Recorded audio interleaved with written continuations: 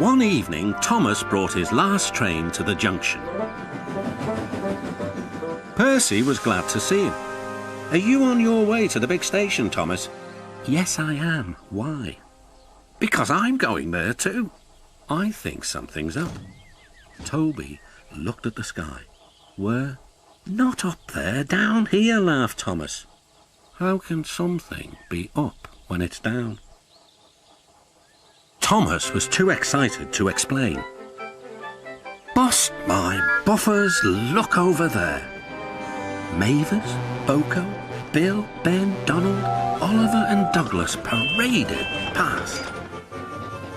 "Good evening, you three," whistled Donald. "Aren't we all a fine sight?"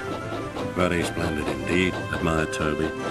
"But sorry we can't stop. The Fat Controller wants us all together at the station." "What is this about?" asked Thomas. "The Fat Controller has a plan," answered his driver. "Come on." So they followed the other engines to the big station at the end of the line.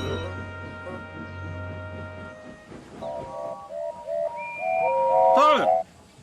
called the Fat Controller. "I have an important letter to read from a little girl who is 5 years old." "Dear Thomas and all the engines, please can I meet you? My friends say they would like to meet you too.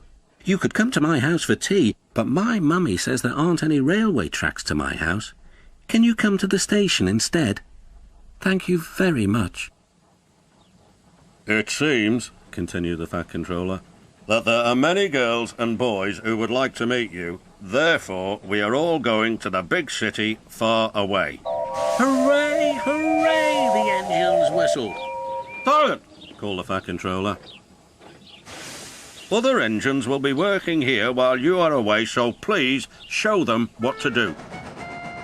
As Annie and Clarabelle were going to the big city too, Thomas and Oliver practiced with some other coaches.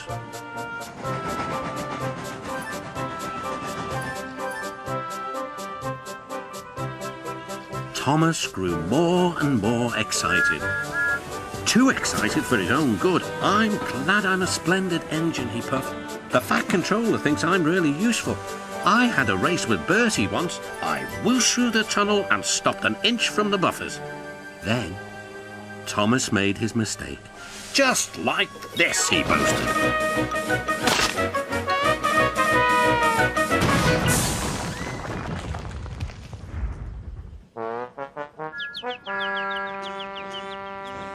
No one was hurt, but Thomas's front was badly bent. They telephoned to the Fat Controller. "I'll send up the workmen," he said. "But if they can't mend Thomas in time, we'll have to go to the big city without him." Poor Thomas. 8 o'clock next morning. The engines waited at the junction. Toby and Percy were each on a truck, and Duck had pushed them into place behind Edward. Gordon, James and Henry were waiting to lead off. They whistled impatiently. The Fat Controller looked at his watch. "I'll wait one more minute for Thomas, then we have to go."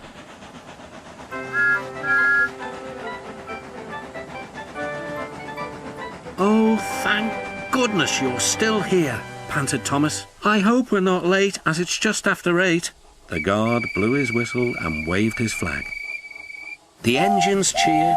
"Look how big city, here we come!" And the cavalcade puffed away.